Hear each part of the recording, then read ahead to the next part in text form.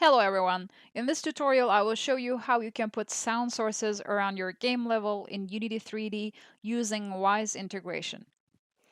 For the purposes of this demonstration I will show you how I set up my ocean sounds, which actually surrounds this island, so hopefully you can set up something similar in no time without using any code whatsoever. To begin with, let's check what the ocean sounds like.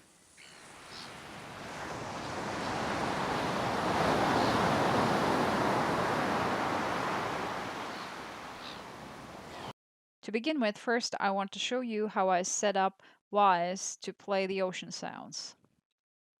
So as you can see, we have a basic random container which has 5 different ocean sound loops transition into each other, and they play randomly while shuffling, and they play at a continuous loop. And the other important thing is the positioning, which I use a 3D positioning with a custom attenuation, which I will show you shortly, and it uses the game-defined position source and updates it each frame. In the attenuation editor, you can see that I set this up as in when you're 60 game units away from the sound source, it will disappear.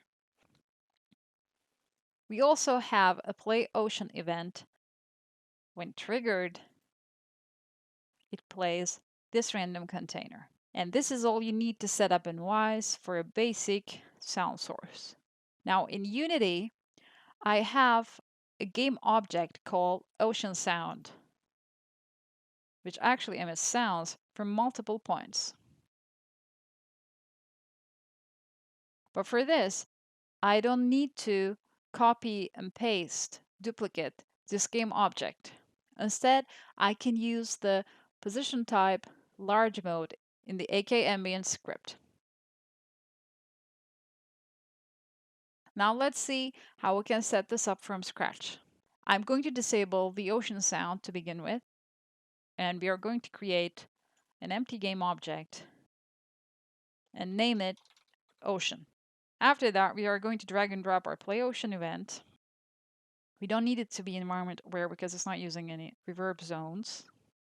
And we want it to trigger on start, so it will start playing immediately. But you can set up delay times and Wwise for this.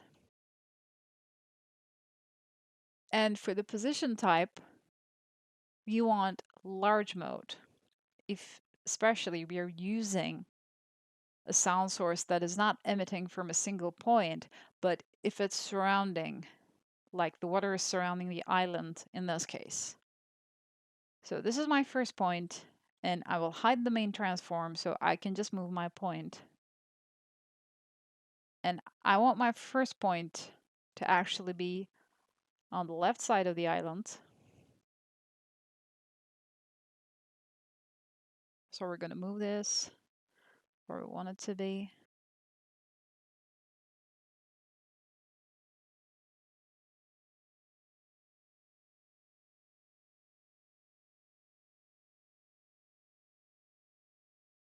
Pretty close to where I want.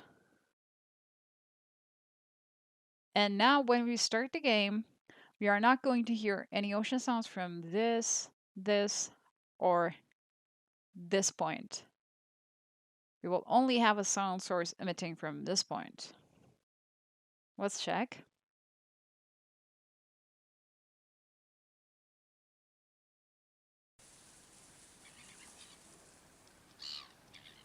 No ocean sounds. Nothing here. And now let's go where we set the... Here. Now that we are inside of that 60 game unit zone, you're actually hearing the ocean sounds.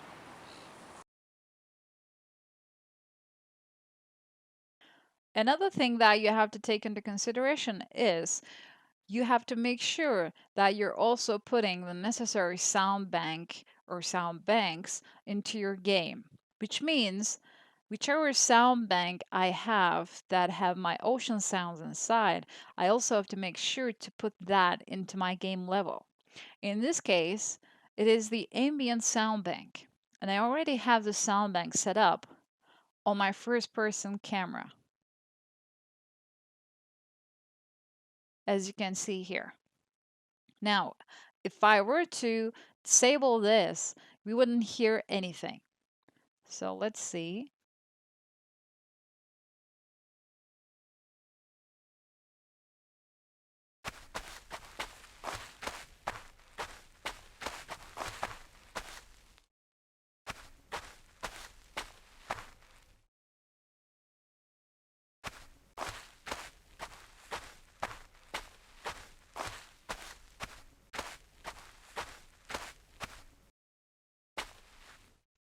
As you can see, we can only hear the footsteps right now because footsteps belong to a different sound bank that is attached to our first-person character controller. And that's why we can hear it. But we cannot hear any environmental sounds at all because the necessary sound bank is not in game. So now let's enable that. Let's enable the ambient sound bank that is attached to our camera. And now we should hear all the sounds that are enabled.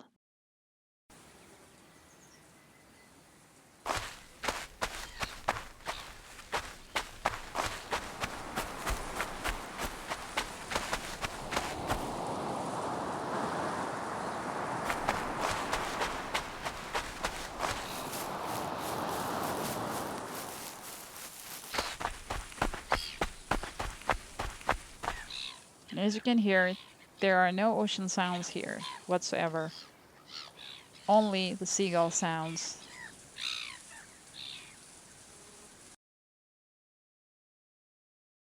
So now let's delete this and let's check the original ocean sounds that I placed in, which actually have 4 different points.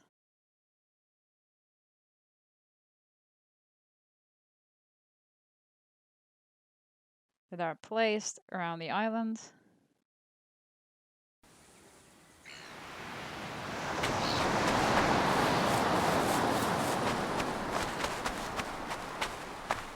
And the further I am from the sound, the weaker it gets.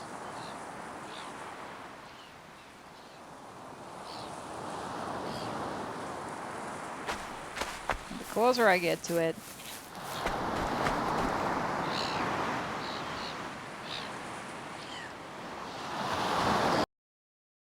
to recap, you put in an empty object and then add the necessary events that are playing the sounds you want to play to that object. And make sure you check the necessary triggers and position the sounds however you want them. If you just want it to emit from a single point, you can use a simple mode, or if you use the large mode, you can choose multiple points. And don't forget to check hide main transform because it actually helps when you put in new points and move them.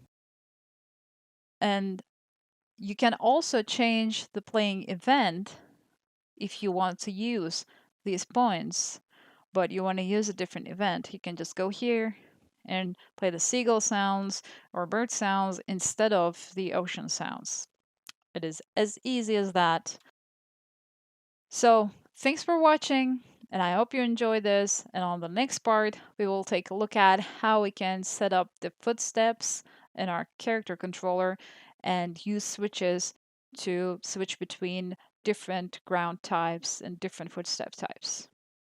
Thank you.